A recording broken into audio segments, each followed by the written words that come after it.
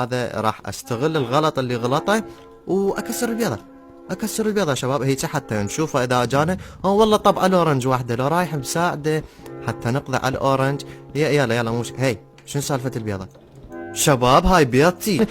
شنو وات ايش صار؟ زين الشاشة ليش صارت قريبة؟ اجانا سلونس زين الحمد لله الله يخليك. طرفان كذلك بس الابقار شويه يعني جلدتهم لان محتاج خشب. غرقان ولينا. صار لي ساعه صافن يا هي يمنى ويا هي يسرى وما مكتوب علينا. زين نفس الشيء ما يفرق. والله ما ادري خاف اشدهن بالعكس والبايسكل يرجع لي ورا.